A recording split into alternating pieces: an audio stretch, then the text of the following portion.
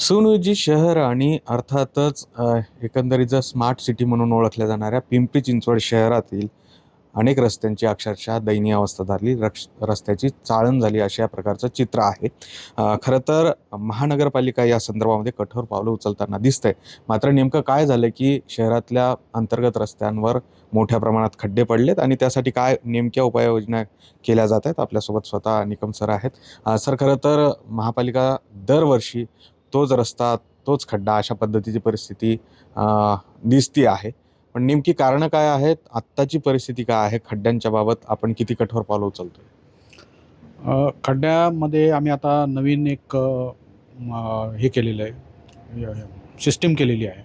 त्याच्यामध्ये सगळे जे काही खड्डे दुरुस्ती किंवा डांबरीकरण होईल ते सगळं आमच्या GIS प्लॅटफॉर्मवर त्याचा डेटा राहील.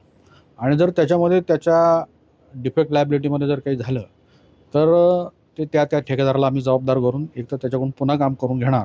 त्यांनी नाही केलं तर त्याच्यावर कारवाई करणार. आता एकूण किती खड्डे आहेत आणि आपण कशा पद्धतीने ते बुजवण्यासाठी प्रयत्न करतो? साधारण आत्तापर्यंत आम्हाला 1800 खड्डे आढळलेले आहेत. त्यातले 80% खड्डे भरून झालेले आहेत. आता पाऊस सुरू असताना साधारणतः प्युअर ब्लॉक वापरतो किंवा JSB वापरतो आणि पाऊस उघडल्यानंतर मग ते आम्ही डांबरानं भरून घेतो. परंतु मग सर, या सगळ्या खड्ड्यांकडे नेहमी पडल्यावरच आपण लक्ष देतो आणि ज्या ज्या क्षेत्रीय अधिकाऱ्यांकडनं यासाठी दुर्लक्ष झालं त्या संदर्भात काही कारवाई करणार आहात? नाही, खड्ड्यांचं एक ॲप पण आम्ही डेव्हलप केलेलं. मी जसं म्हणालो, तर ॲपवर तो खड्डा त्या व्यक्तीकडं, म्हणजे तो जो ज्युनियर इंजिनियर आहे त्याच्याकडे इमिजिएटली तो अपलोड केला की त्याच्याकडे जातो ती माहिती, आणि त्यानं त्याच्यात 5 दिवसात कारवाई करणं अपेक्षित आहे.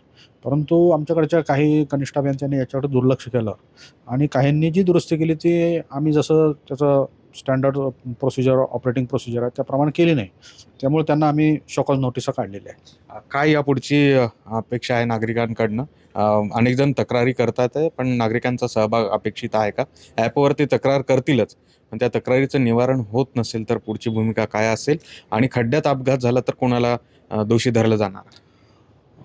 पहिलं असं की नागरिकांनी जर तक्रार दाखल केली खड्ड्यांची तर ती ॲपवर त्याचं फोटो काढावा लागतो आणि तो अपलोड केल्यानंतरच ते बंद होते. म्हणजे ती राहिली तर ती प्रलंबित राहील किंवा दुरुस्त होईल. प्रलंबित झाली तर आमच्याकडे त्याचा डेली गोषवारा निघतो. त्यामुळे आम्ही त्याच्याकडे लक्ष देतो. दुसरी गोष्ट तीच की आत्ता जर एवढे खड्डे पडलेत, त्यात अपघात झाला तर त्याला दोषी कोण असणार? नाही, आम्ही अपघाताबाबत एक मागं सर्क्युलर काढलेलं आहे की एखादा जर खड्ड्यांमुळं किंवा याच्यामुळं अपघात झाला तर त्याला आमचे कनिष्ठ अभियंता किंवा उपअभियंता जबाबदार राहतील आणि त्यांना जे काही काम लागतं ते उपलब्ध करून देण्याची जबाबदारी कार्यकारी अभियंत्यांच्यावर आहे.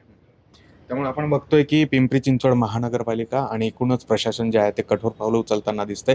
शहरामधले जे अनेक रस्ते आहेत त्यावरचे जे खड्डे आहेत त्यामध्ये जर कुणाचा अपघात झाला आणि काही अघटित घडलं तर त्यासाठी आता एक अधिकारी जे आहेत त्या क्षेत्रातले त्यांना दोषी धरलं जाईल आणि त्यामुळे यापुढे तरी सुधारणा होते का याकडे सगळ्यांचं लक्ष आहे. सुरेश पाटील सर, गोविंद वाकडे, न्यूज 18 लोकमत, पिंपरी चिंचवड.